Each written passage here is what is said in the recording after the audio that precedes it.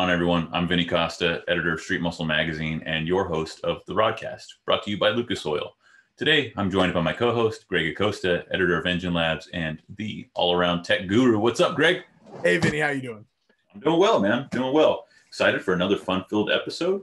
As all know, we've been on like this kind of fun series for the past few episodes with our good buddy, Rob Finkelman, who's been longtime Street Muscle columnist, penning several columns monthly, like Rob's car movie review, Rob's movie muscle, and rare rides, all fan favorites. And we've been doing some stuff where we configure different vehicles and kind of like score them against each other.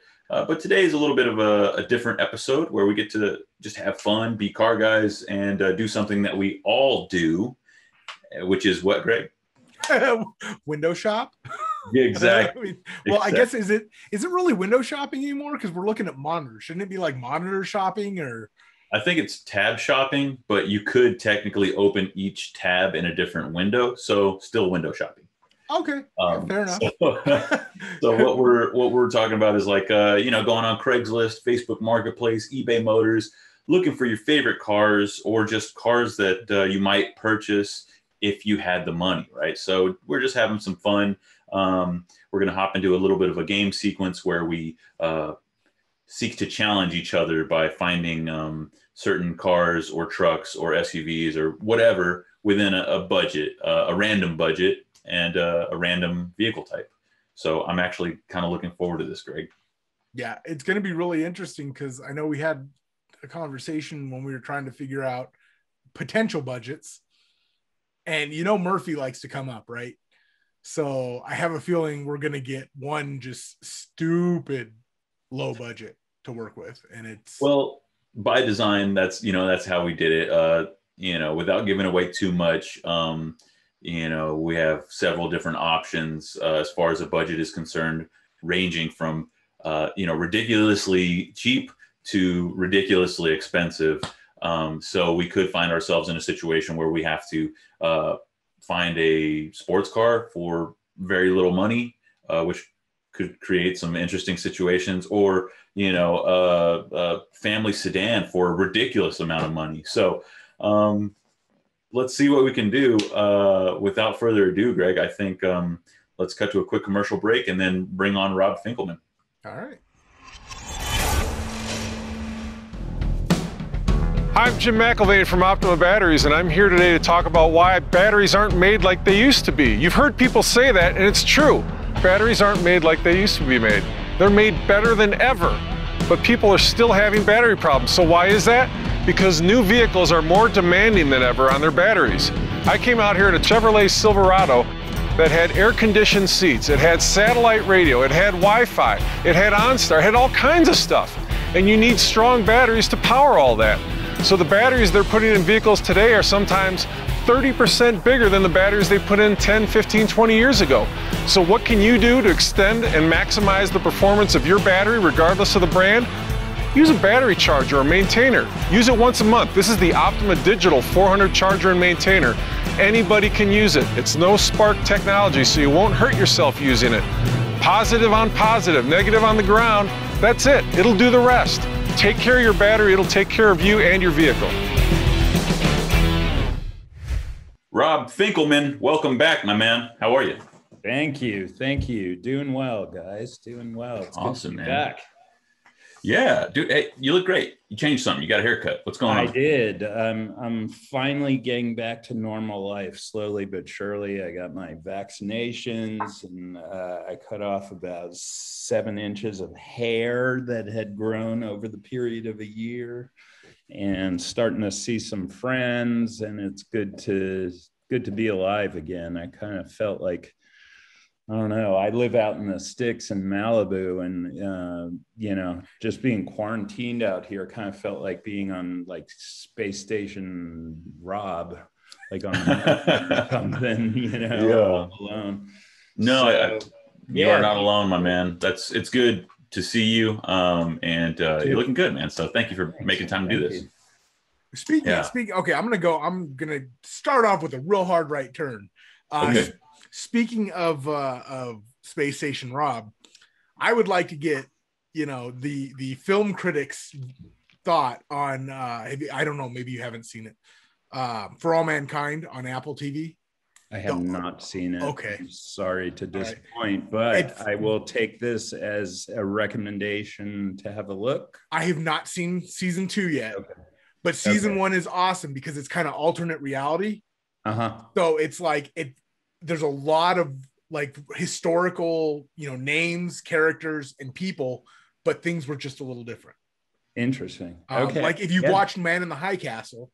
I did. Okay, it's similar to that without all the crazy occult stuff, the roads it went down, even though that was an amazing series. Is this a Philip K. Dick, based on Philip K. Dick as well? I don't think so. Okay. I don't know who developed this one, but I'm dying to watch season 2. Rob, I talked to you earlier, and we were talking about your next column, which is not Rare Rides, but it's going to be. It is Rare Rides. It is Rare Rides, but the next one. The next, which will be Movie Muscle. Right. And Greg, you just gave me a fantastic idea. I'll save it, but thank you so much. I will say that it has to do with space and it has to do with cars, which don't always go together. So I think anybody who's a buff knows right where you're going, I think. Yeah, I think I know where you're going too. You think so? All right. Yeah.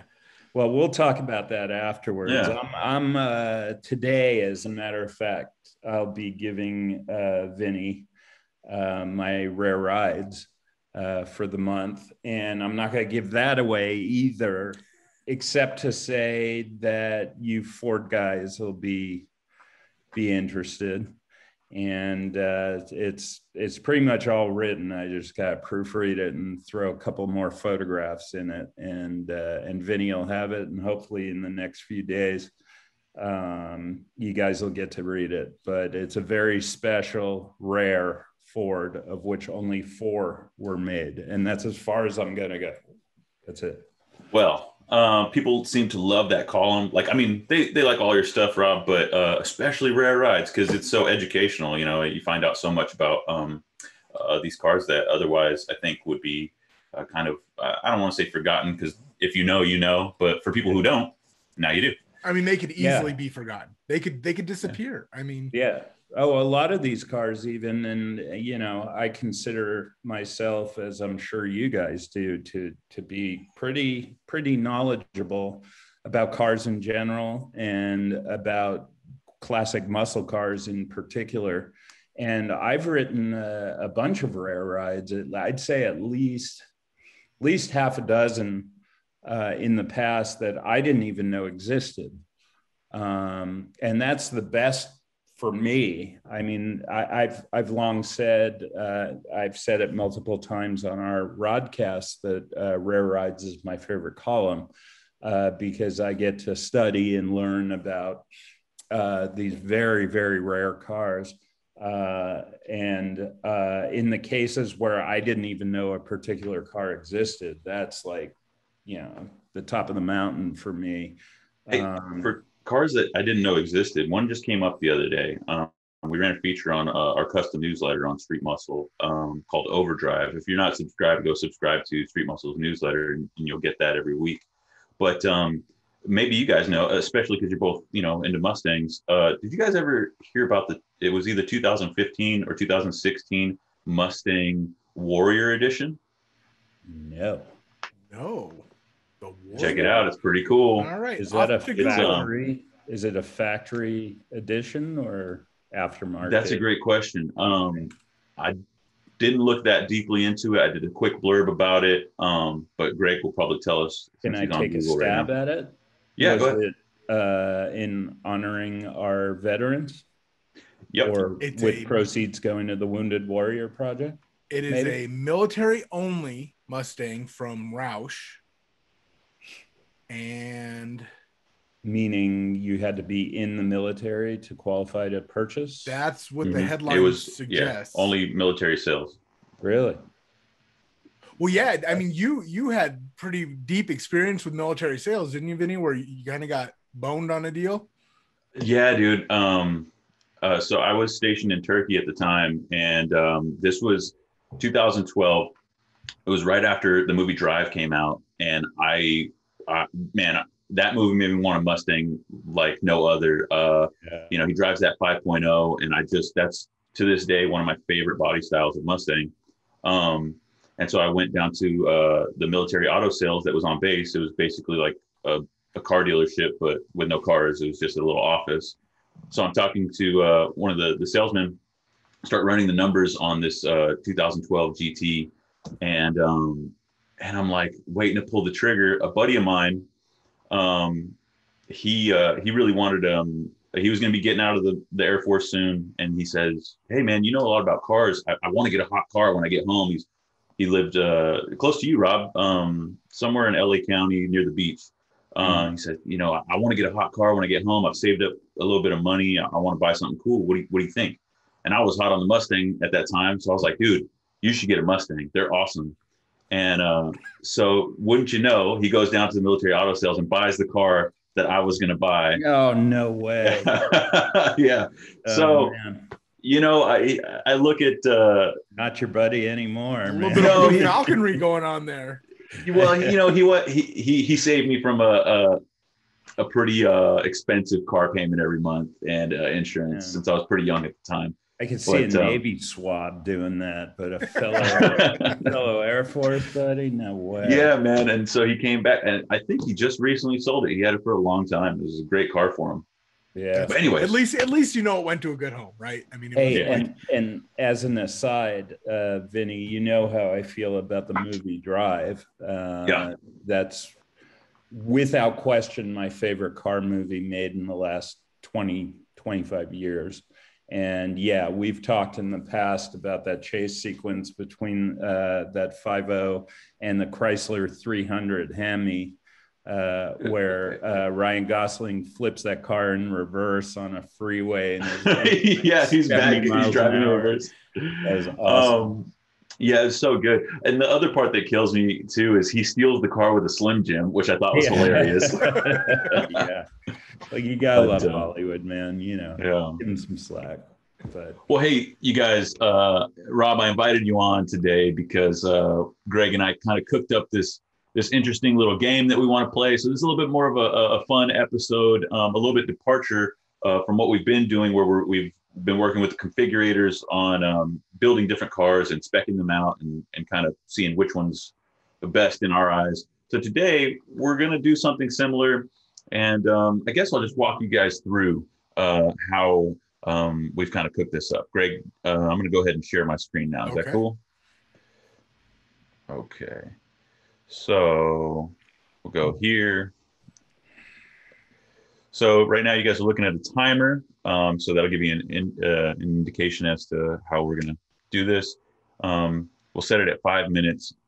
And then we have a picker wheel here that's been set to different budgets. So we've got 3,000, 5,000, 10,000, 15,000, 25,000, 50, and 100. 100,000? Yeah, man. Why not? And so then we have a few different categories of vehicle. You have sport, compact, classic muscle, late model muscle, off-road, SUV, van, sports car, family sedan, and truck. Now we'll spin each wheel, and based on the results, we'll have a budget, we'll have a type of vehicle, and each one of us will take to our respective search engines to try and find the best car. And then we'll come back with what we find. We'll take a vote and see who wins. Does that make sense? That does. Yeah. Cool. All right. Well, let's go ahead and do the first spin. I'm not gonna lie, I'm a little nervous here. We need the match game music or something playing under, or Wheel of Fortune. Or dude, no. All right. I mean, all right. Awesome. So everything is open. Wow. $100,000 family sedan coming up. All right, let's see. By the way, Rob, I was watching some forensic files. Or no, I'm sorry. It was Very Scary People. No. $100,000 van. No. Awesome. Sprinter, here we come. let's see if we can find a Mercedes van. So does this do I get the budget for all my build out for the interior? What? No, man. This is what you can find, and I guarantee you can find a really cool $100,000 van. They're out there. All right. Well, tell me when I can go because I don't want to jump the gun. Nope. Let's hit the timer, and we're good to go. All right. Let's see. Oh God. I mean, I know how I would build this thing already, right? So I'm gonna go a different route here. You can either go like super luxury, like it's a business van where you can have meetings and stuff in it, or like a tour bus or something, or you go like camper style, where it's like off-road capable, like crazy Sprinter that you can live in. And I think at least that's my strategy. I don't know. I mean, I would really like, and I've actually thought about this and wondered, you know, if it's not practical at all, but you know, have like a little engine build room in the back of, you know, a van like this. Oh God, that's so awesome. You could basically like, you know, drive to a race, and you wouldn't have to like tow a huge trailer or anything because, you know, you're just showing up to help people at the track, like be trackside support. And anybody who's listening to this and a fan of Initial D knows exactly what I'm talking about. Because yes, I will freely admit that back when I was working on Over Rev magazine, I was a huge Initial D fan. Even went so far as to watch the 5th stage, which is the 5th season, that was never dubbed to English and never, no, it was subtitled later, but it took quite a few years to get subtitled. And I think it was the one I watched was on YouTube. So it was YouTube auto-generated. Oh, dude, I got you guys licked with this thing. I'm finding some gold. I'm having a hard time. Oh my goodness. I found this is crazy. 2020 Sprinter, Mercedes. I mean, this thing's nuts. V6, 4-wheel drive.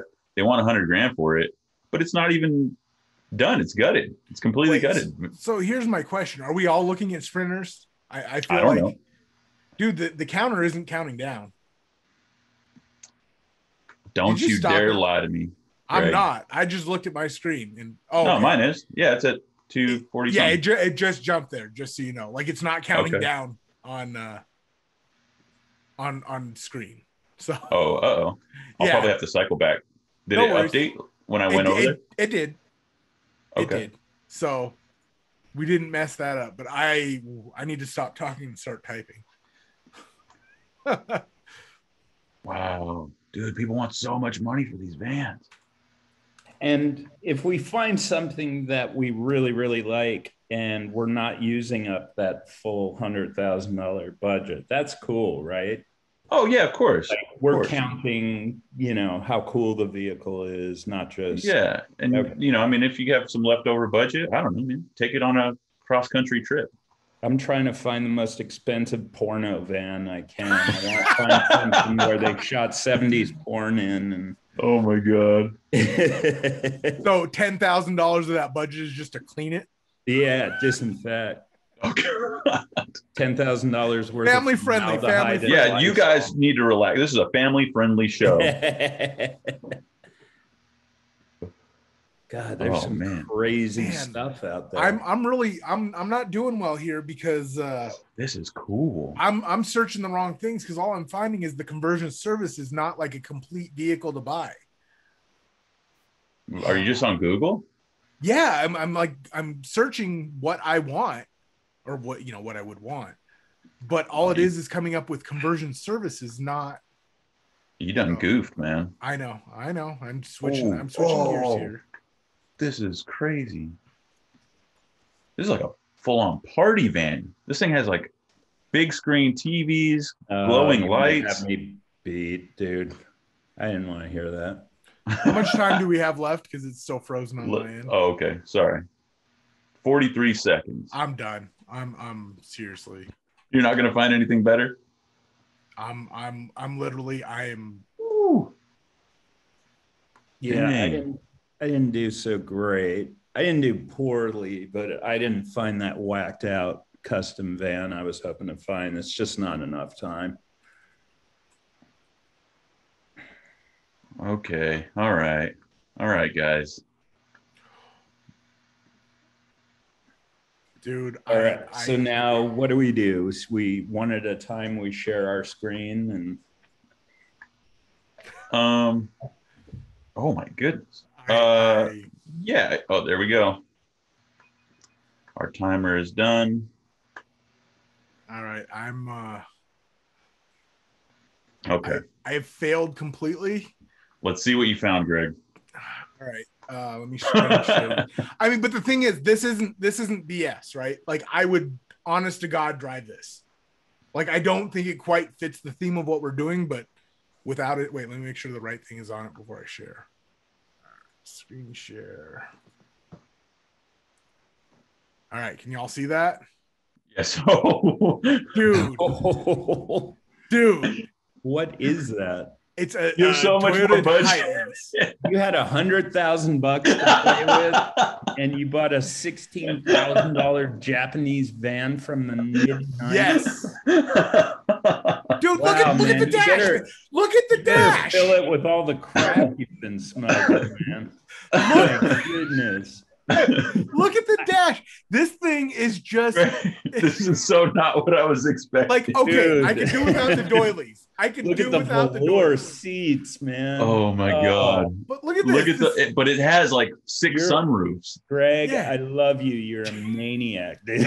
This is the car. Isn't this the car that Homer Simpson built on that episode? No. Wow. But I mean, seriously, I would, if you said you have $100,000 to find a van and you have 5 minutes to pick it. Yeah, I would. I figured out Greg's master plan here. He bought that thing and he's going to put a Gen 3 Elephant 1,000 horsepower Hemi in it. Greg, if I'm right, this is mid-engine too. That's the cool thing. If I'm right about it's got 126,000 miles on it. You're 4-wheel drive turbo diesel, so that's like nothing. Yeah, you're a freak, Acosta. Dude. I would, yeah, and I would probably wrap it because I'm not gonna lie, I don't like the tan brown. I'm not digging that color. But... Okay, Rob, I hope you found something better, man. All right, let's see here. Safari. Share. Allow zoom. Oh God, hold on, guys. you gotta grant it permission and the rights to your firstborn and yeah, pretty much. Zoom. Oh, I won't get over that. That was so funny. What do we have here? All right. Are we ultimate rig? Okay. So if I'm gonna ride around in a van, which to me is sacrilegious, number one, that van's gonna have like a Mercedes star on it, only because like Ferrari doesn't make a van. So this was the best high-end brand I can find. And look at what it comes with. I mean, it's basically you could go out to Death Valley in that thing and just camp out in it. I mean, I have a real question here. Okay, for $86,000, why is the bumper not matched to the rest of it? Is that, or is this a deliberate look they're going for? It could be, or I can't even see the picture too well. Could that possibly be like a bra? Maybe, because I don't think that's package in pebble gray with black interior. Ooh. Featuring getaway package, awning, rear pull-out kitchen, roof rack tracks. Is that crazy? I like it. It's got a kitchen. That's dope. Yeah. So that was my choice. And look, I came in $13,000 under. What's the interior look like? Can you cycle through the pictures? Yeah. Do we get that money for budget for fun activities? No, I think it's if you don't use it, you lose it. So you're stuck with your $16,000 piece of crap. Hey, stop insulting it because I would really rock that. I would too. The thing was cool. I mean, this thing is just crazy, man. Dude, that thing's nuts. It's like, like a pretty inconspicuous camper van because it looks like just like a minivan. I genuinely wonder what its like off highway capabilities are. And think about this, man. How handy would this thing be if you were going to Coachella or something, right? Where they're charging like $1,000 now for a crappy hotel, filthy hotel room or a Airbnb. You could just park at Coachella and just completely chill in this thing and do your thing. I mean, it's got an amazing steering wheel. It's pretty sweet, but if we're talking about mobile hotel, I think I got you guys both beat. All right. And I had an unfair advantage. I'm a previous van owner. I've spent many nights camping in a van, so I had a little bit of experience. And where I live, there's a lot of these things running around. So let me show you guys what I found. I'm excited to see this.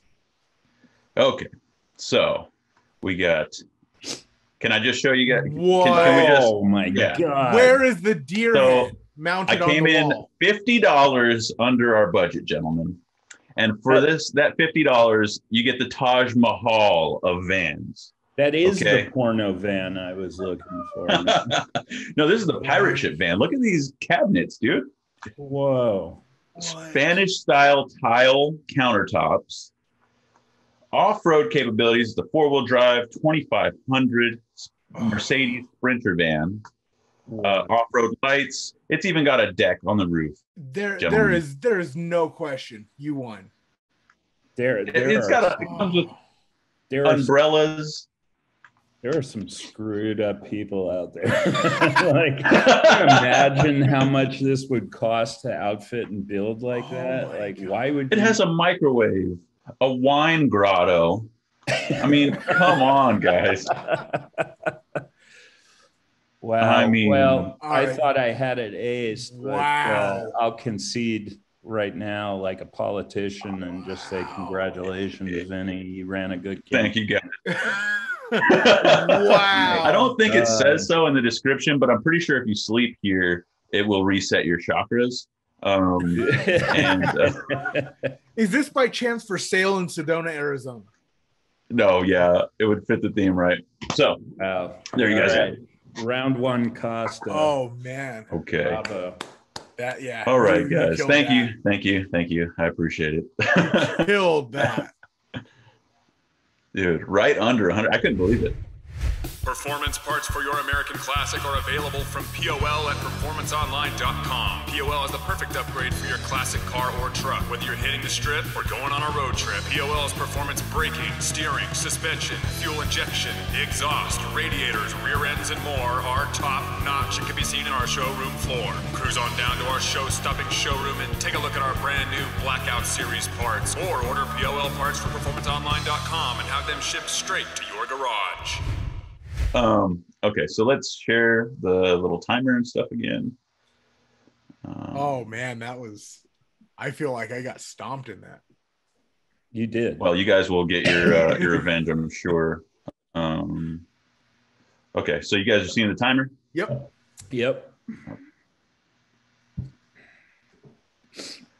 Okay, so we'll go back to the picker wheel. 100 grand. Let's get out of that.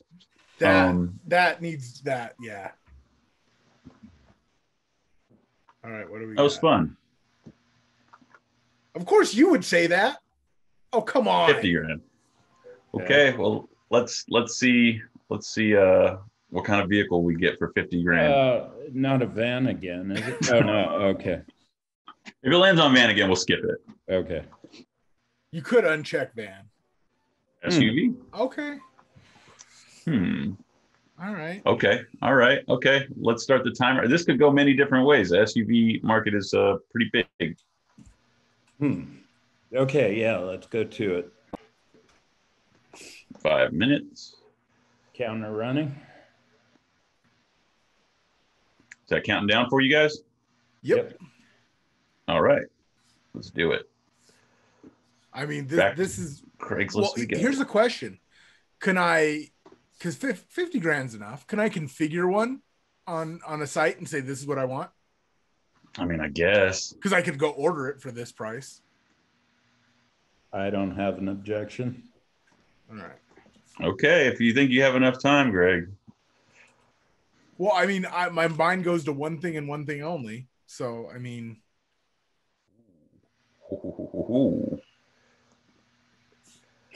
Rob, what's your strategy this time? Learn from what you've learned the last time.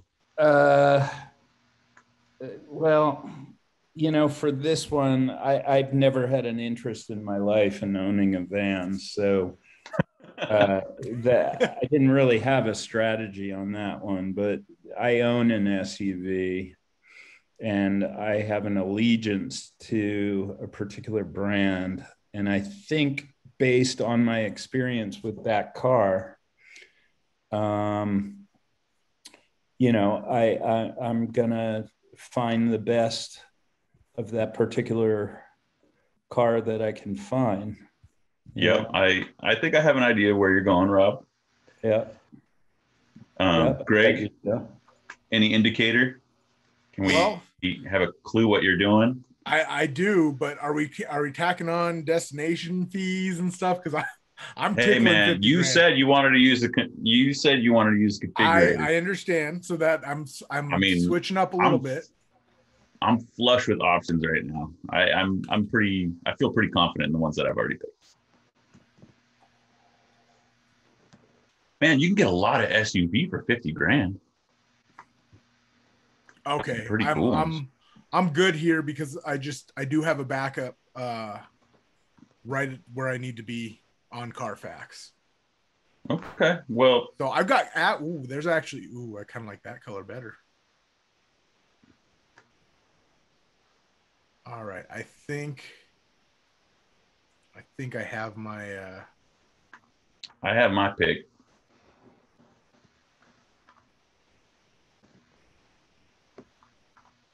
because I'm gonna have to give up something, but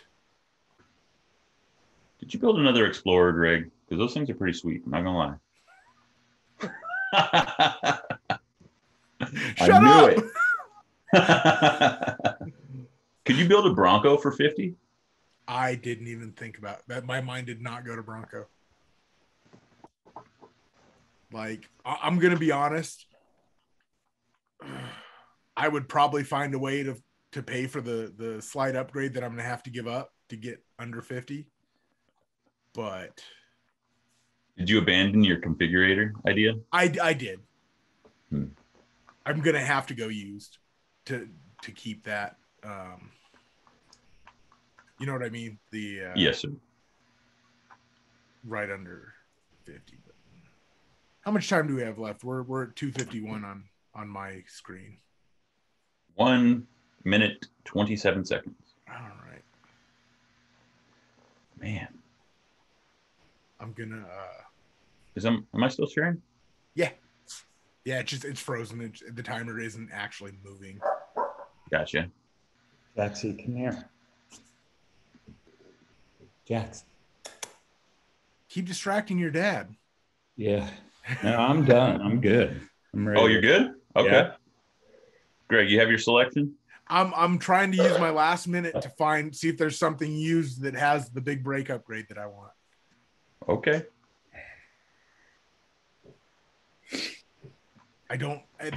My big problem is I don't know what exactly it's called in Ford parlance. I don't know if it's the track pack or if they call it something else. Performance package. Yeah, I don't know what they call it with the Explorer. I mean, obviously, I'm picking an Explorer. Is that just because of your Ford allegiance, or do you really think that would be the best SUV for 50 grand? I really, really like the ST. Like, I really, really like They're cool. I like them too, man. All-wheel drive. I mean, pretty solid. Yeah, and I mean, they're fun. What's our timer at? 4 seconds. Pens down. All right, I have the one I'm going to settle on. Okay. All right, let me quit sharing. There we go. All right. So who's going first this time? I feel pretty confident in my selection, but I don't know how you guys feel. I could go. Okay. Go for it. Okay. Okay. For 50 grand, I found this 2018 Dodge Durango SRT 8 with a 392 6.4 liter of Fury, four-door Fury. I love the way you think, pal. Yeah. So, dude, we need to get some beers one night. Look at, and it even comes with the Alcantara interior. Oh man, third row seating. I mean, look at all that cargo space, and then it even comes with a Canon intake, backup camera, all the stuff that these Durangos come with. They're fantastic. SRT badging throughout. It is a salvage title, but it's a 2018 with 28,000 miles on it, and it's an SRT product. Come on, you're not going to find one for less than that with a clean title, I don't think. So that's what I'm bringing to the table. You guys got to factor that stuff into your decision. It is salvaged. I think it's an awesome car, and that's my pick. All right, I say Rob goes next. Okay, well, like I said, I like the way Vinny thinks, and we almost came in with the same car. But as a lot of you know, my daily driver is a Jeep Grand Cherokee Overland with a 5.7 Hemi that I've done some pretty cool mods to. And the only thing better to me than that truck is the SRT8, which replaces the 5.7 Hemi in mine with the same 392 that was in Vinny's Durango. So for about $3,000 more than Vinny would have paid for that Durango, I got an SRT 392 with a clean title. So I think that might edge you.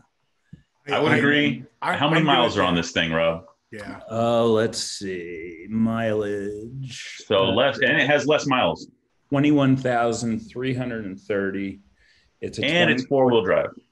And it's four-wheel drive, and it's got those dope SRT wheels on it, which are just amazing wheels when you see them in person. They're like black chrome, right? They're dark chrome. I think they call them vapor chrome, something like that. There's your 392. So I was going to look for a Jeep as well, but Greg knows I have a particular aversion to Jeeps. I'm not a huge Jeep fan, and I actually like the Durango. I take back my offer to go get beers with you. I rescind that offer. The Trackhawk's amazing, but I like the Durango more. So I would still say that yours is a better deal because it's a clean title. It has less mileage. So even though it's a Jeep, it's still a pretty rad vehicle. I'm not gonna lie; those big front brakes are just yes. 6-piston Brembo. Well, actually, it's a 2014, so I'm guessing it was still the 4-piston Brembos. But on the Trackhawks, the modern Trackhawks and the SRTs, you get the 6-piston Brembos. And they're just dynamite cars. I mean, I'm a sports and muscle car guy through and through, but like I said, I drive a Grand Cherokee on a daily basis because it has every bell and whistle on it. Now, so Rob, would that Grand Cherokee be the same thing as this, but just not? It has a 5.7 instead of a 6.4. I'm sorry, the one I own. Yeah. It's the same platform, same everything, except with the SRT, you get the 392. The SRT is lowered. It's got bigger brakes. And the suspension geometry is a little bit different. The SRTs have thicker anti-sway bars. Is yours four-wheel drive? Mine is four-wheel drive. Mine has quadra-lift in it, which enables different ride heights. Do people lift these things? I mean, are they capable off-road? Like yeah. in the Oh yeah. Oh yeah. You can definitely seriously off-road these things, and people do put lifts on them. With the air suspension, I left that part. My car's equipped with the air suspension, so I didn't lift mine. But I've done a number of power and drivability mods. I've tuned the car, cold air intake, throttle body, the sway bars, and I love it, man. It's roomy, it's comfortable, it's powerful. Every bell and whistle you can imagine on it, and you got me beat, man. Dang, I thought I had that one in the bag. Yeah, I mean,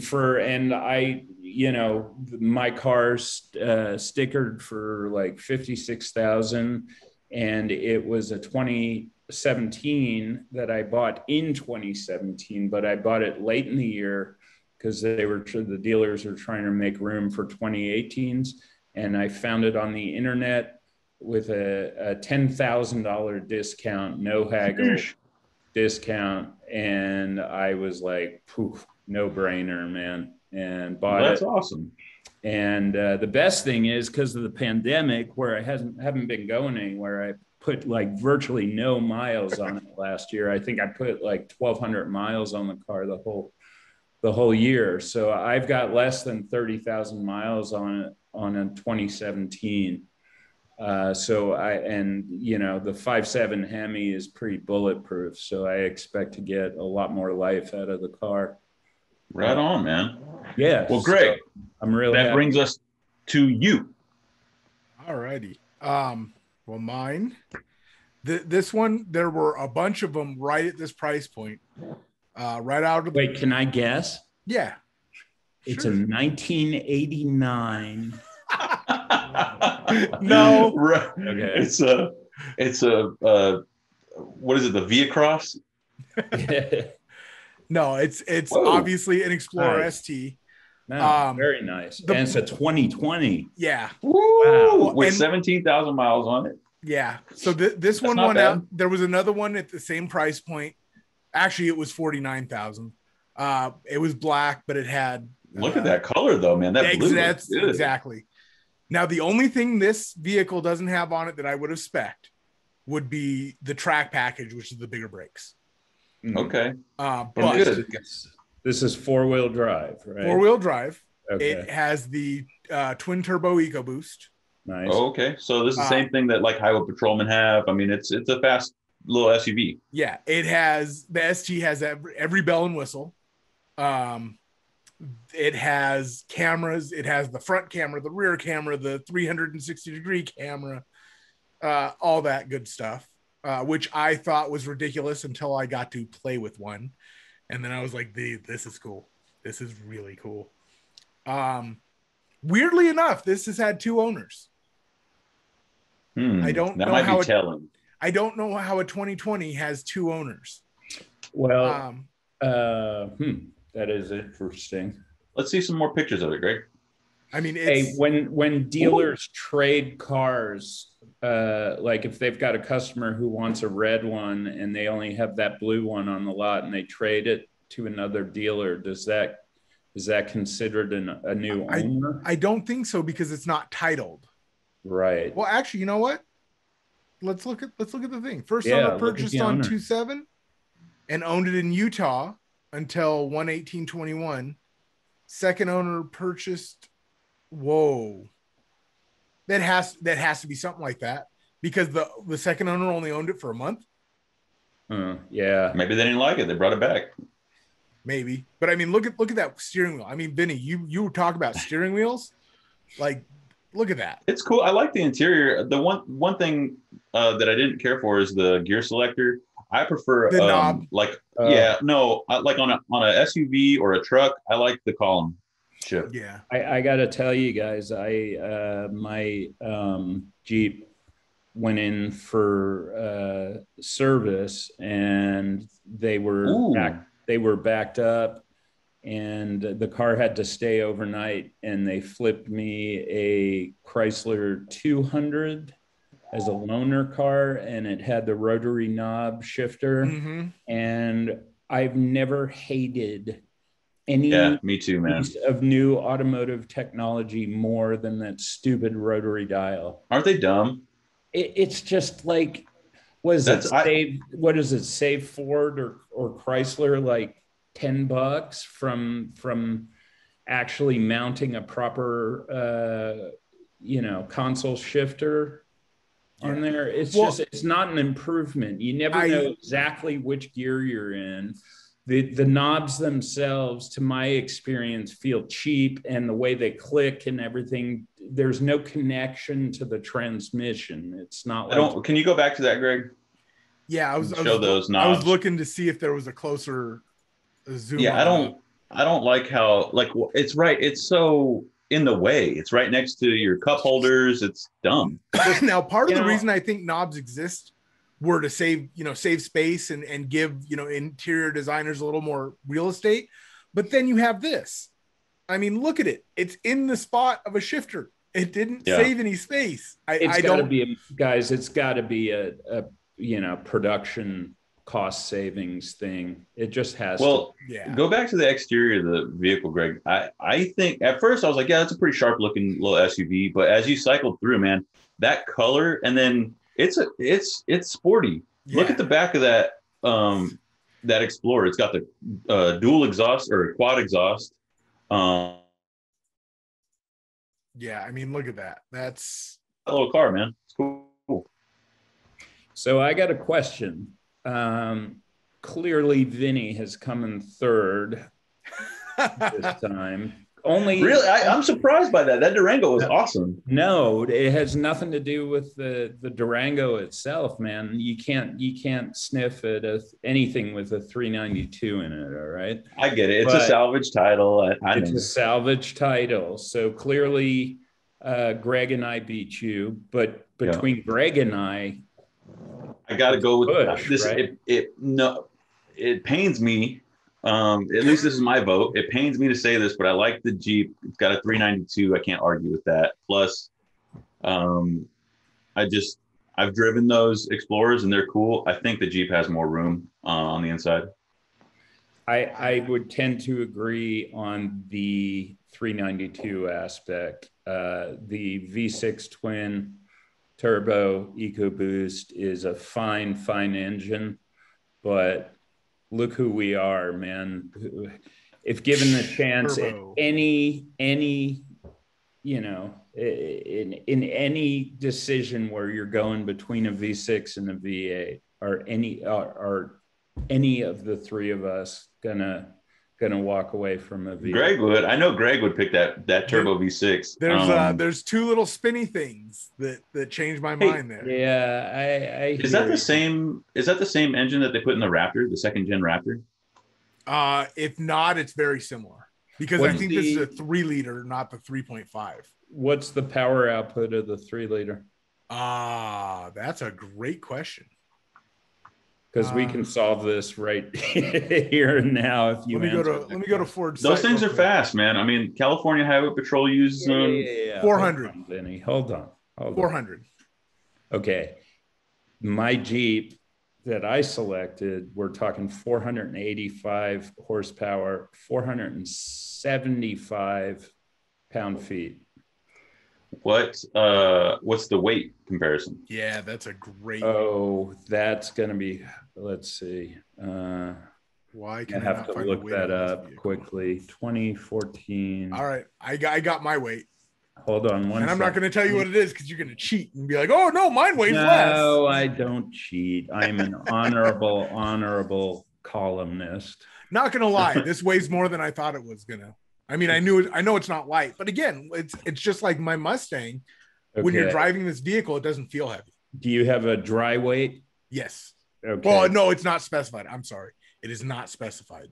Dryer weight. Mine just says curb weight. Yeah. Okay. I got 5,150 pounds. Okay. I got 4,701. Okay. So you're slight offset. You're the tech guy. we're talking an 80 horsepower difference.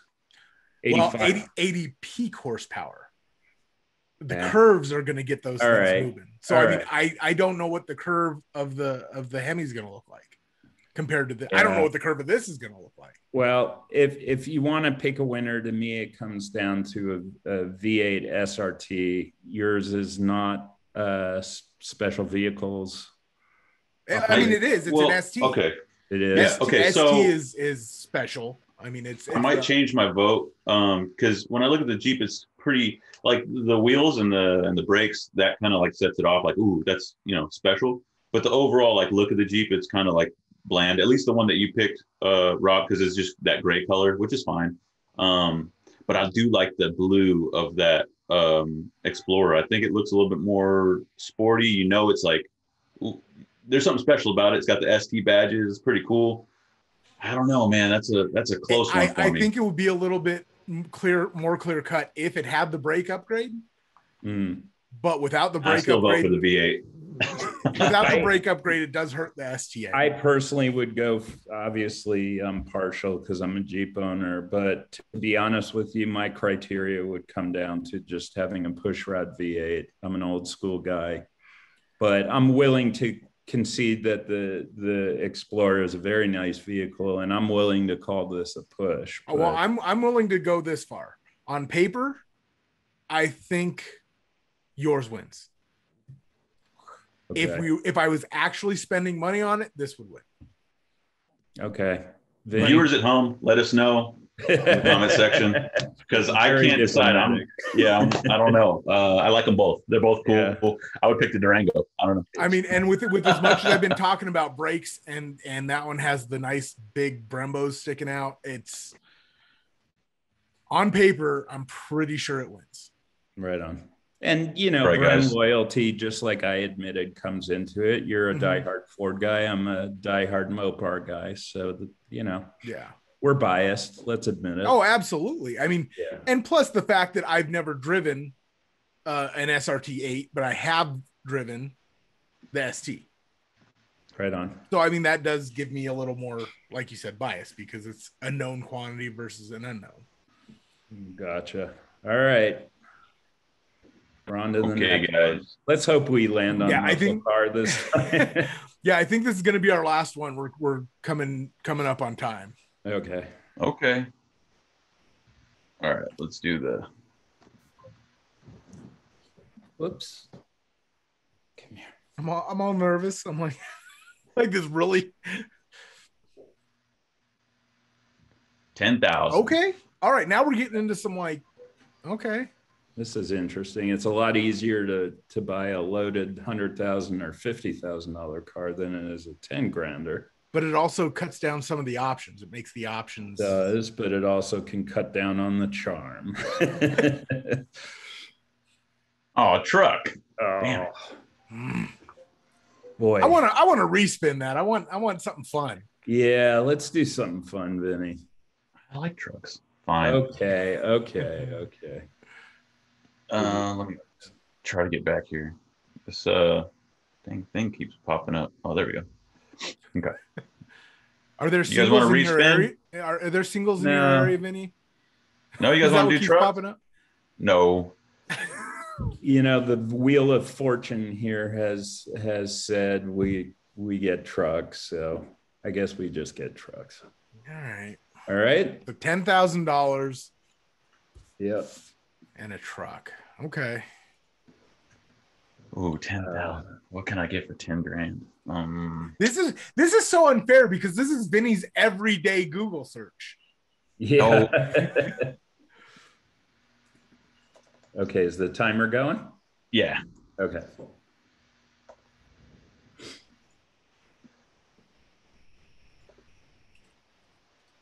Okay.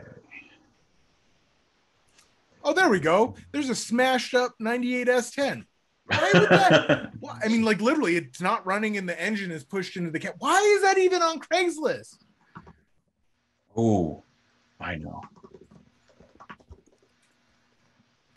Oh, no way I can get one for 10. Dang. Oh, this is tough. There's so many different directions to go. Ooh. Ooh. Darn it. I may have a different direction to go on this. I'm gonna go search in Texas. Should I pick a Hino moving truck? A what? You know, the Hino, the flat front ones? I'm not sure what that is. Pick it so we can find out. Ooh. Man, trucks in Arizona, that's a wild selection here.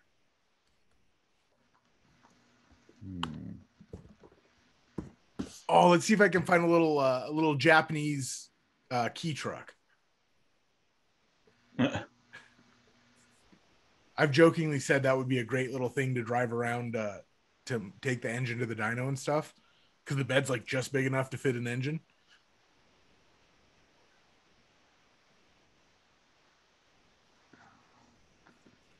What is going on here? I'm having issues. I'm having search issues, boys. Uh-oh. Are you still on eBay Motors, Rob? Yeah, I am.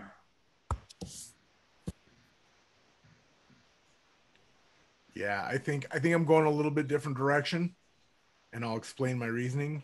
But I think I'm gonna win, and it's not a little Japanese. Actually, you know what? Let me Google that and see if I can. This is a tough one, you guys. It is. I am so far. I don't even have a car yet. Me Do either. do I have to actually be able to get it in the U.S.? I mean, if you could buy it, you could buy it. Yeah. Okay, because I all right, I need two. I need one that's kind of funny, and then one that I would really try to win the competition with. Oh, Rob, we only have a minute and a half. I might not come up with a car, guys. All right, well then, if you don't come up with the car, I'm going to take your spot, because I have two that I want to buy, and both of them are like legitimately. I would put these in my drive. Well, no, that's not my plan for the first one. So, Oof, man, I'm furiously trying to find a car. Oh, I'm getting whooped right now. Me too. Price is a problem. Oh, my dang it. This one's just out of reach. All right. I found something, thank God, but 45 seconds. yeah, I'm good. I failed. I found something, but I ain't gonna win any competition with it.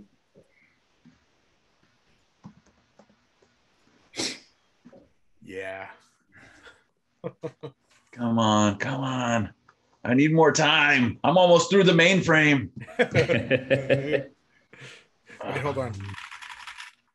Yeah. Let me see. Dang. 16 seconds on my end. Oh, man. Oh, no. I can't believe this. So do I win this one by default?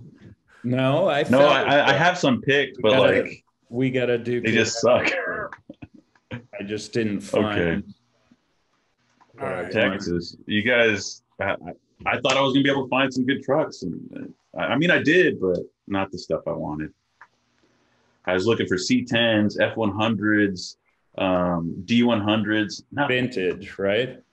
Yeah. See, so then I had to go. That's where I got screwed too, because my mind instantly went to vintage trucks. Because here, like in the heart of LA, like living in LA County, the hottest, trendiest thing to buy now are like mid to late 60s pickups. Yeah. And so my mind instantly went there. And I picked, of course, Dodge, because I'm a Mopar guy. And then I figured, well, I was born in 1969, so why not buy a car from the year I was born? And then I got screwed because it's almost impossible to find something that's in decent shape that someone's not asking $60,000 for now in LA County. So should I just let's see. Yeah. Let's see it. Yeah, let's see it. All Let's right. see it. Here we go. I found this 1969 Dodge truck. There's virtually, it's a D200. I don't even know if this thing is running, but maybe like a 360. It does have patina, obviously. It's got a 318. 318 crate. And there's like virtually no detail about the truck whatsoever.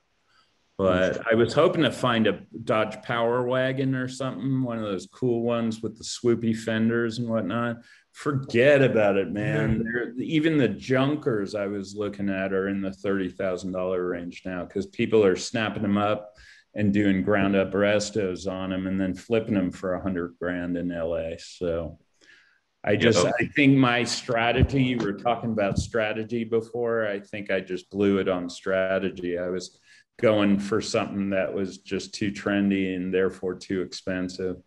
But yeah, I had having said that, it's only $4,095. And I think the guy says it's running.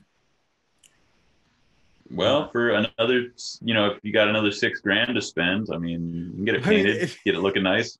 It's got a crate 318 with not too many miles on it. And a clear title. So, yeah.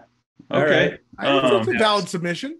It's valid. Okay. Yeah, it's valid. So same thing, Rob. I went into it looking for like a C10, F100, D100, something cool like that, because I love classic trucks. But for $10,000, I couldn't find anything worth putting up against what you guys were going to come with. So instead, I abandoned that and went on a search for late model trucks.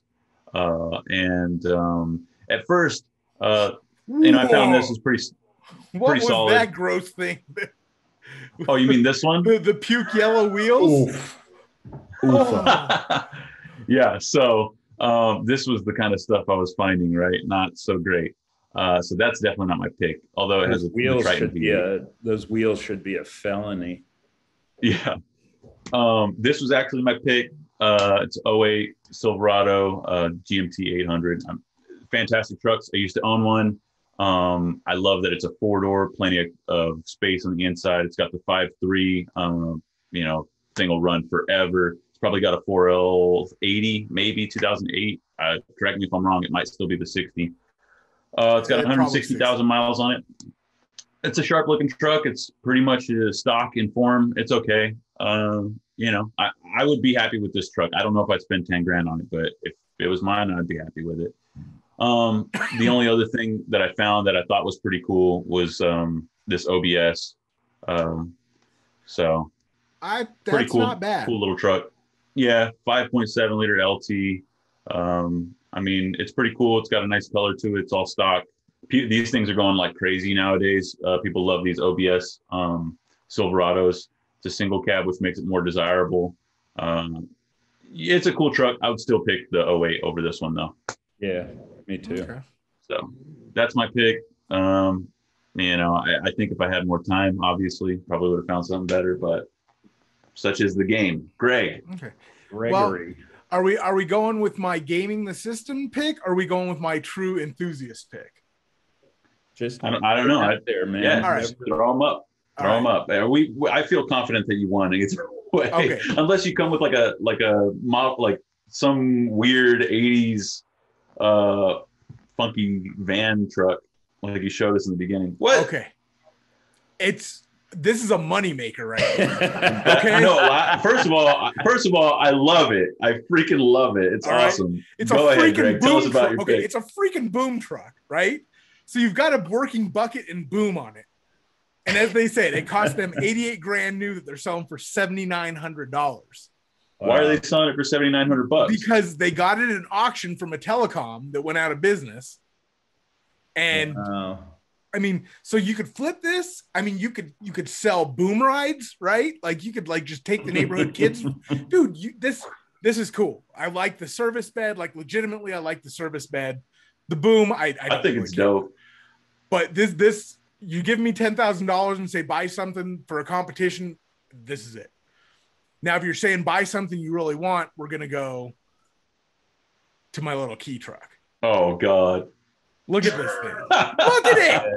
No. Could you wait? Imagine cruising down the street, seeing this with an engine strapped down on an engine stand in the back. Right? It would be lugged down so hard. It would be going so slow, dude. You couldn't even climb a hill with an engine in the back of that thing. It's 4-wheel drive.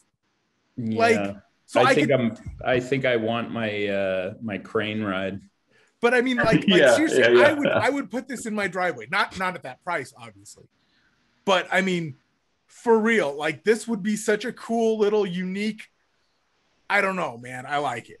But for my real entry would be that. Like I think I'm down with this. Like my only concern is it has 202,000 miles on it, but it was serviced. But you could in Arizona you could mount a 50 caliber machine gun in the arm. And have it articulate and actually be able or a minigun or something like a minigun. Dylan Arrow's just down the road. Yeah, there you go. Cool as this thing is, I'm still picking the Silverado. I mean, I think the Silverado is the most practical. I think you won the most realistic, like I'm gonna drive this around award. Yeah, I'm gonna blow your mind, Vinny, but I'm going with Greg on this one because it's insanity. It's okay. Just, well, Greg, you win. I honestly wonder what the lifting capacity is. Like, could I use this to actually lift the engine into the bed, into the service bed? Like, could I imagine taking that thing to the track and using it as like a mobile station? Yeah, I mean, you could use it to. Well, I don't know what that arm, can handle, but you can possibly tow crash race cars off the track. Yeah, I mean there's possibilities for activities with this thing, but all right, look, listen, after this lackluster truck search, I think we owe it to our audience to try and find some cool muscle cars. Motor oils and additives are the two most important pillars of the German company Liqui-Moly. Beyond that, the company sells service products, car care, greases, pastes, underbody protection, and windscreen adhesives. They also offer the tools and equipment required to use those products effectively. There are a total of more than 4,000 items, which make Liqui-Moly a globally unique, full-range retailer for automotive chemicals. Along with cars, Liqui-Moly also has its own product range for motorcycles and bicycles, for commercial vehicles and construction machines, for garden devices and industrial applications, as well as for boats and small aircraft. In order to ensure the consistently high quality of its products, Liqui-Moly produces its oils and additives exclusively in Germany. So, if you want to check out the high quality products of Liqui-Moly, go to liquimoly.com. That's LIQUI-MOLY.com. And we're back. Right before we went to break, we were about to launch into our next challenge, as it were. And I think, like I said, that last one with the trucks is a little bit difficult. We had some trouble. So let's just have some fun. Look for, you guys want to do classic or late model muscle? Or should we let the budget decide? Let the budget decide. Yeah. Okay. Or just let the wheel decide. Well, we'd have to keep spinning until. Well, you could just deselect all the other options. Oh, you can? Okay. All right, do that. Just muscle and vintage muscle. Oh. Okay. You guys got it. Well, hello. Apparently my dog wants to get in on this. Yeah, my dog's on my lap. He's right here. You guys are showing off. I don't have a dog. I want one here pretty soon. I think me and my girlfriend are going to get one. Good. Okay, guys. $50,000 on a sport compact. Although with prices these days, it's not really that hard to do. Yeah. We ready? Yep.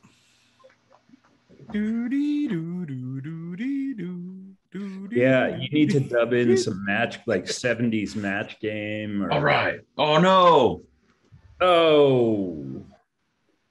Oh, now I'm hoping for modern. I mean, because I can. Modern. Wow. Okay, guys. Here it goes. I mean, because classic, all you're gonna find is like complete rust buckets. Late model. Damn. Okay. Okay. I guess we're gonna have to get creative, boys. Oh boy. Okay, Yeah, wait, that's, we need to define late model first. 87 and newer. 87 and newer. Okay. Do you guys want to define it a little bit more? I mean, it's a muscle car. I have to have a V8. Just has to be a muscle car body. Okay. No, because $3,000 is going to be rough. We're going to be looking at some V6s here. Just have to be collectively considered a muscle car by all three of us. Yeah. Yeah. Okay. And starting the timer. Let's do it. All right. You got it. This might prove to be the toughest one, guys. Yeah. 3,000 is not a lot of money for a late model car. Whoa. All right.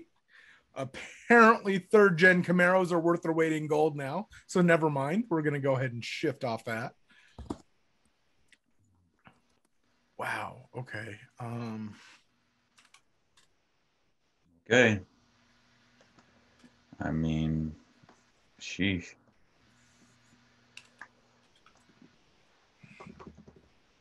You know, guys, I'm sorry this happened. No, you're not. No, well, I am, because I'm in the same boat you guys are. So, well, for $3,000, we can get a really nice muscle car Hot Wheels collection. Oh, God. Does that count? Whoa, Jax. Quiet. She's just as upset as I am. Yeah. He, excuse me. He. Apologies. It's okay. The gardener's outside who he hates. What's our budget again? $3,000? 3,000, yeah. Oh, boy. Oh, this is fail again. Oh, man. Okay, buddy. It's okay. Okay, I know you hate him. Oh boy, I'm in trouble, guys. Time This ain't looking good. Yeah. Actually. Wow.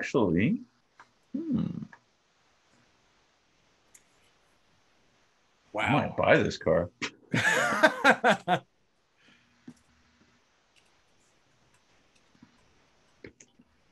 Oh boy. So, can I get a clarification early on before I spend too much time down this rabbit hole? A V6 Mustang, does that count? I mean, if you want to put it up against my pick, and it ain't a V6 Mustang, I'll tell you that. Okay, I'm trying to make sure that I'm not gonna like.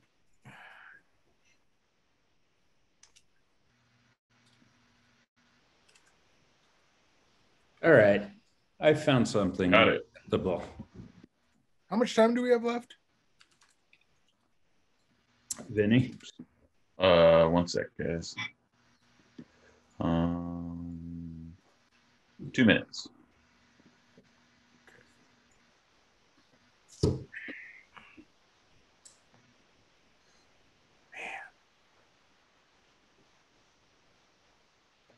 Ooh, hello.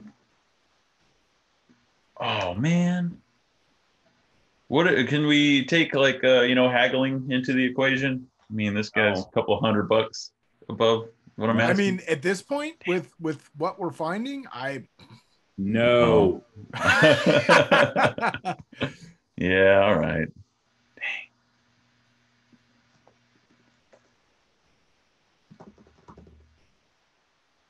And we said 87, right? 87 was yeah. Oh, come on, baby. I know can find something here.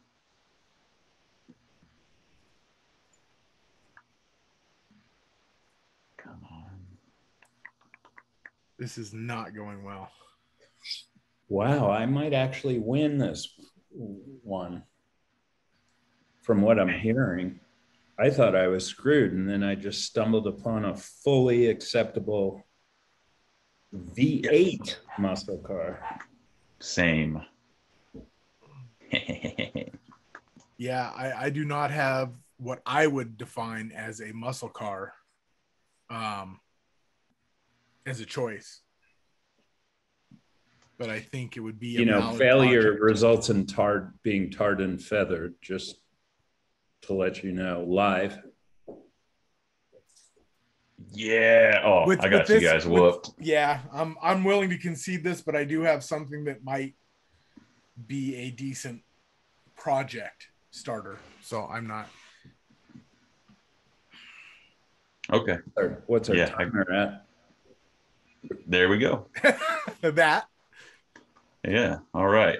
So let me quit sharing. Wow. Okay.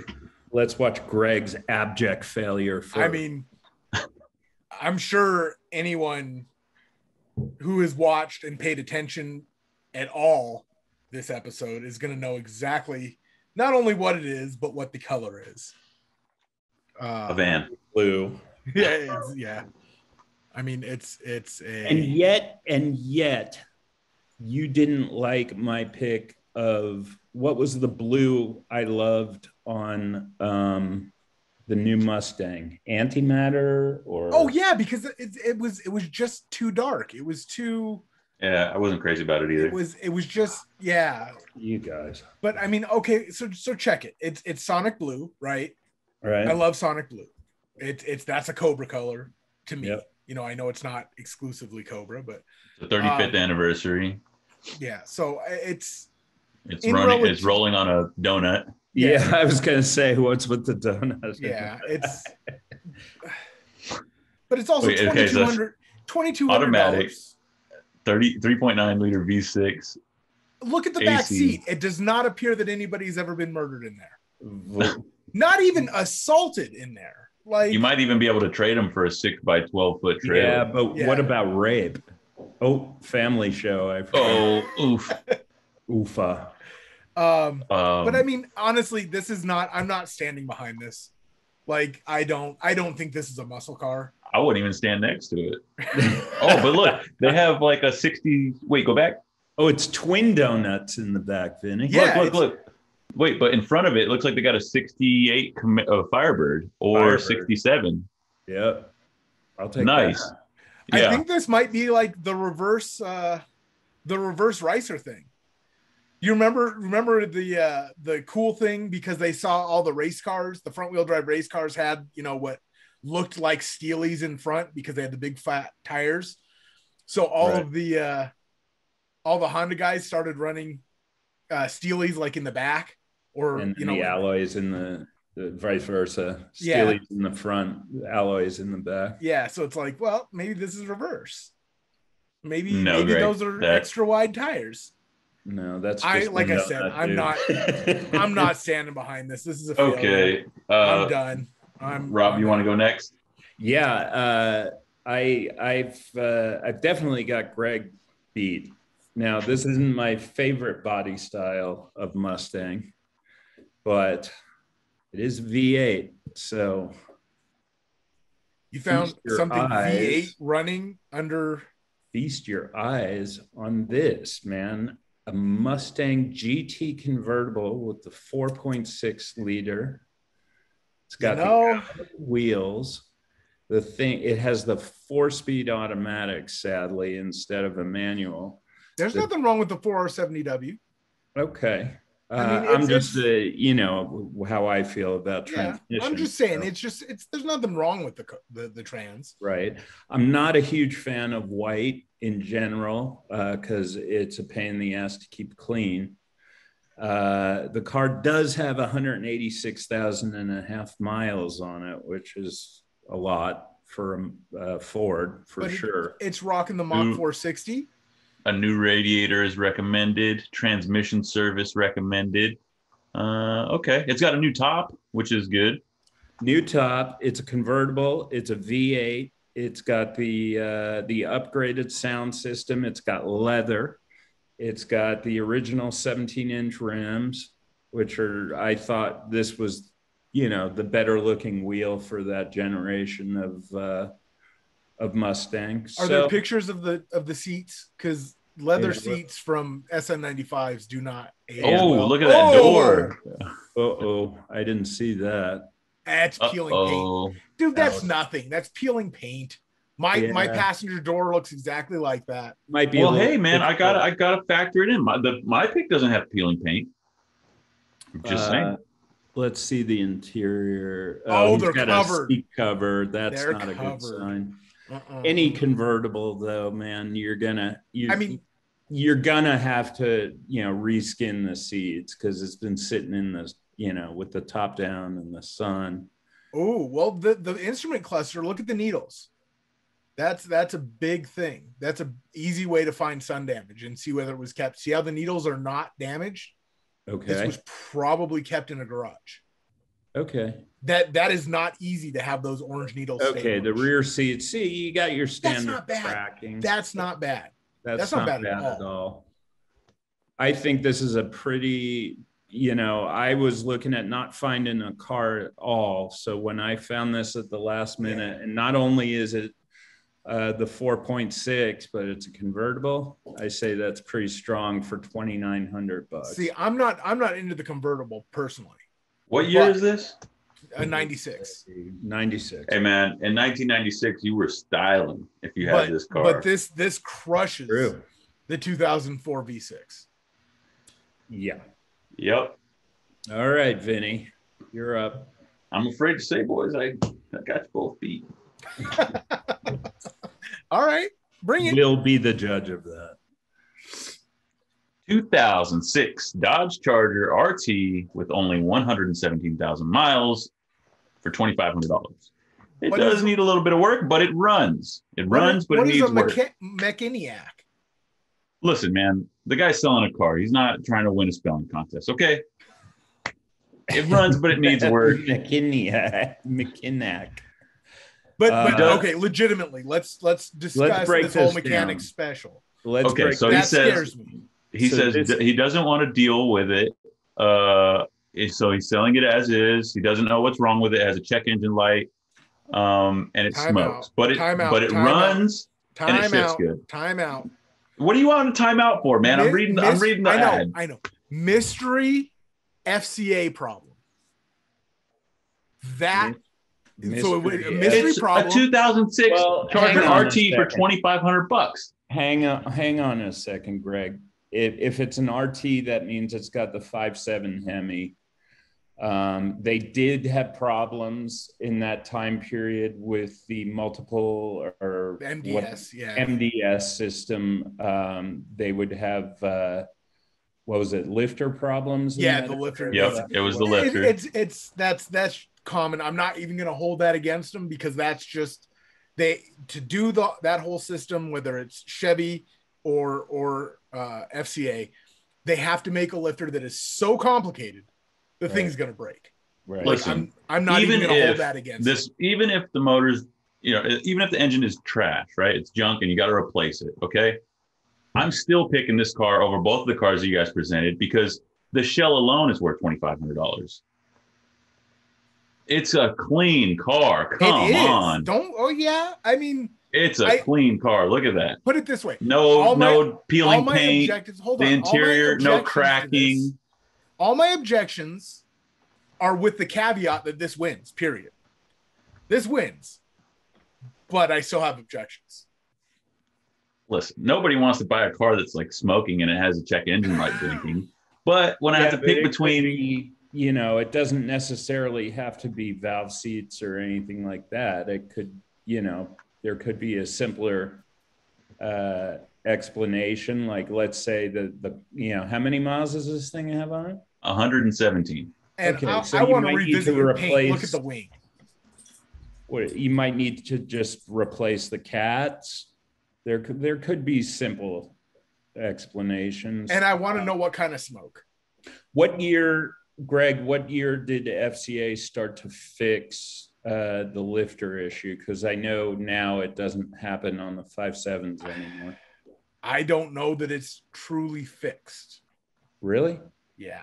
Because I'm saying I don't know. I mean, I used to see lifter failure on the for Challenger and Charger forums all the time during this period, and you never see posts about it now. So yeah, I mean, it could be that the newer stuff just hasn't gotten there yet.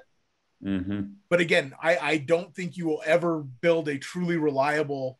Like I know Chevrolet has gotten a lot better with it, especially with their crazy new. It was DOD, then it was AFM, and now it's. I don't know. There's a third acronym that's like, crap. I had it, but anyway, it can pull like one specific. It's not just the 3 mode or whatever.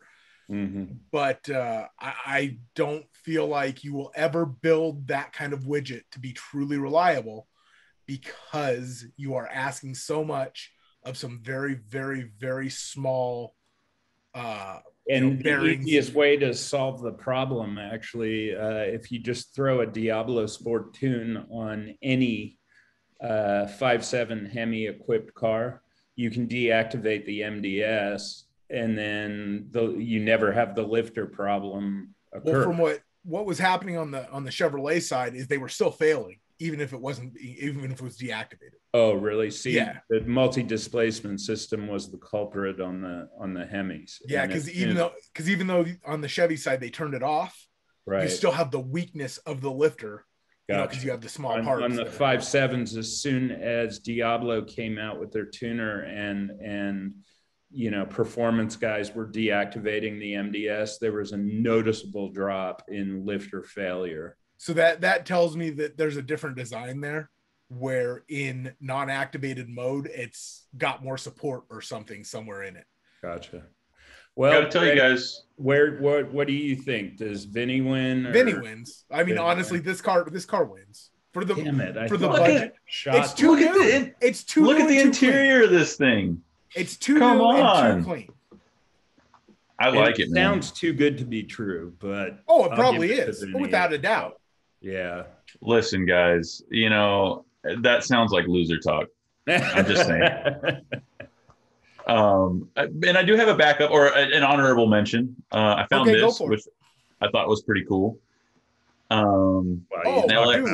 You talk about paint, dude. Yeah, no. So the paint's crap, but look, it's got the TKO. It's a V8. It doesn't have a TKO. It has a T5. It just says excuse me. Yeah, excuse me. You're right. I'm just saying that's a fancy way of saying they're trying to use that Tremec name. I mean, the thing passed smog. It runs and drives. It has 2 new catalytic converters. It's got shorty headers. Yeah, what he's not mentioning is there has been a rape or a murder in that car. Oh, God. Well, it's not the prettiest car. I'll give you that. But it's got good bones, man. You can LS swap this thing, put a turbo on it. Greg, if I'm not mistaken, Fox body Mustangs are going to Pluto right now, right? Yes, that's why I would. This would win. Honestly, if you had presented this, I'd have let you haggle them down to 3,000. It would not have won because we're outside of budget. But I did think it was a cool car. But I'm saying like that, like I'm tempted to do something about that. Yeah, and then check this out. Oh, it's what? For $3,500. It's a V6, but you got to ace those wheels pronto. Oh, for sure. But I mean, it's a 5th gen, body for $3,500. It's out of budget though. Yeah, exactly. That's why I'm like, hey, these are honorable mentions. Maybe they're pretty cool. But I don't know, man. That 91. I'm like, there's a lot of red flags though. But just as a prospector, if you could just park that somewhere for a year. My very first car was an '87 LX convertible. Unfortunately, it had the worst engine in the history of mankind in the form of the 4-cylinder. I didn't have a 5.0, but because my parents refused to get me a 5.0, I'm here alive to speak with you today. Because at 17, I would have killed myself in about a year in a 5.0. So, you know what? I mean, $3,500 for that isn't bad. And like I said, I probably would have gone with the negotiating. Well, someone's building a LS 5.0 and needs a home for it. Not a Fox body though. Okay. That's just not right. You don't want to build a fast car. I got you. Excuse me. Like everything that makes the Fox body fast is the same in my 94. The suspension is exactly the same. What? Oh, okay. What? Well, anyways. So Vinny's the big winner today. Greg, you didn't win one round, did you? Oh no, you won the truck with the lift. So I won the van round. Did you? I won the van round. I thought Vinny won with the porno van. No? The Taj Mahal of vans. Right. I'm the big loser today. I didn't win one round. Did I? No, you arguably, for me, you won the SUV round. No, you did. You did win the SUV. Yeah. You won the SUV. Oh, yeah, I did with the SRT. Yeah. Because of the V8. Yeah. So, okay. So we each got our bones. Yeah. We didn't get to do the classic muscle. Well, that's save it for next time. The wheel decided with the wheel decided, man. Yeah. Hey, man, that was a fun game, though.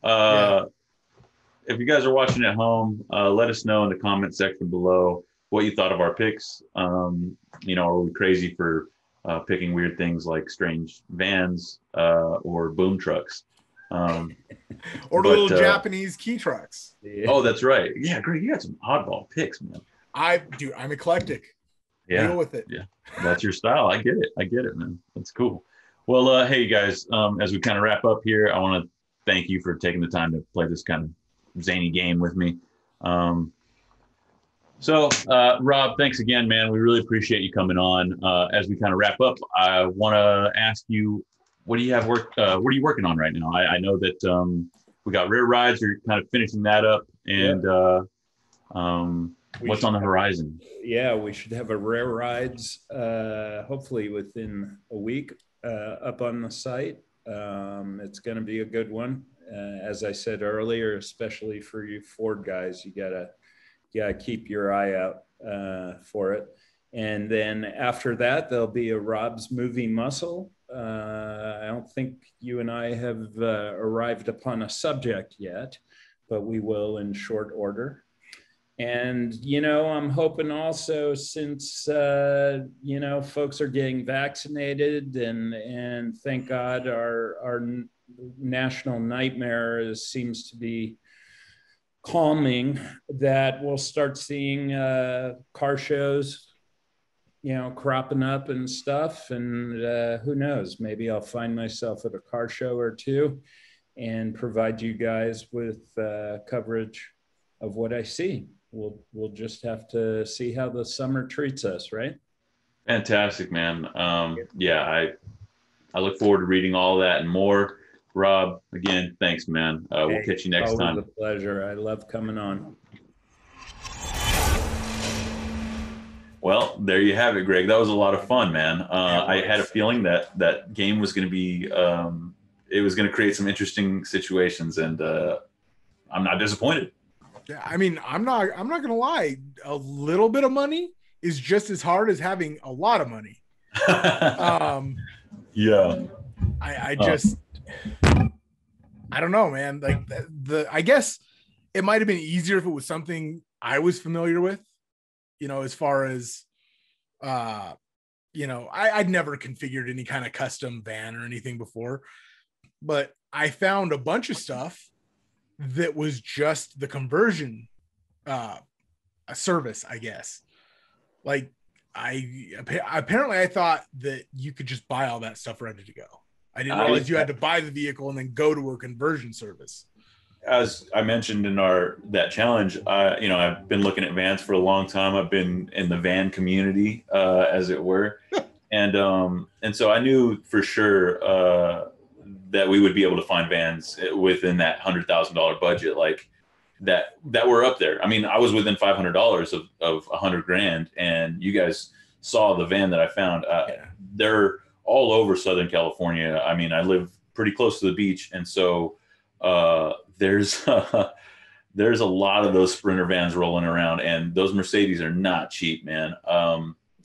So I wasn't surprised at all to find some really like epic vans, and I think it has to do with a lot of this like pandemic stuff. People have been going outdoors more. You know, we were not allowed to do the normal stuff like that we were used to for entertainment, right? Like going to the movies or shopping, I guess. I don't know. It's not stuff I was into, but people, it seems that just outdoor stuff in general took off, right? Like overlanding, off-roading, camping, mountain biking, rock climbing, like all that outdoorsy stuff. People are just doing it way more than they were before. Yeah.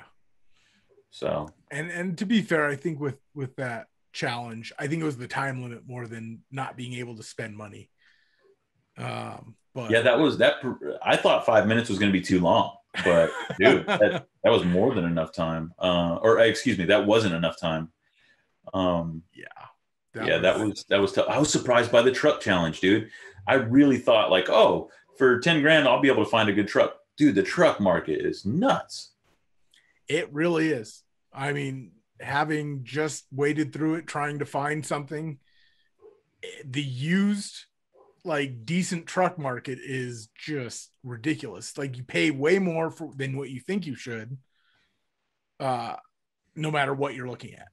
Yeah, man. I mean, looking for a classic truck was dang near impossible, like to find something ready to go for 10 grand. And then looking at newer trucks, like, you know, I mean, you have to go back several years before you can afford something for 10 grand. You're looking at like a 2003 to, 06 GM pickups, maybe a little slightly newer Ford pickups, and even older. With a ton of miles. Exactly. So, Americans love trucks. That's no secret. They're great utilitarian vehicles. And once you get up there in like toward that late model, they serve multi purposes. You got 4 doors, plenty of seating, plenty of luxury.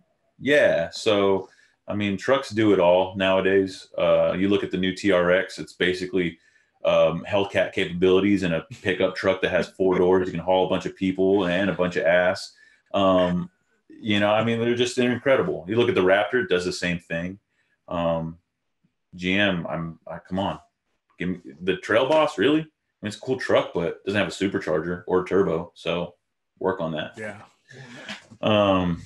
Anyways, today was a fun episode. If you guys want to see more stuff like this, please let us know in the comment section below.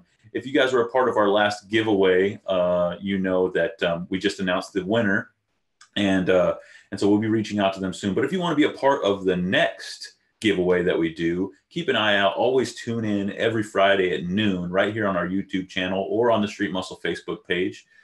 Give us a subscribe, hit that like button, the notification bell, do all that stuff.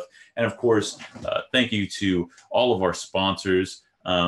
We got Pro Charger, we got Performance Distributors, Optima, Holley, Silver Sport Transmissions, Liqui Moly, ARP, and of course our title sponsor, Lucas Oil. With that, I kind of want to wrap things up here. Greg, do you have anything for the people?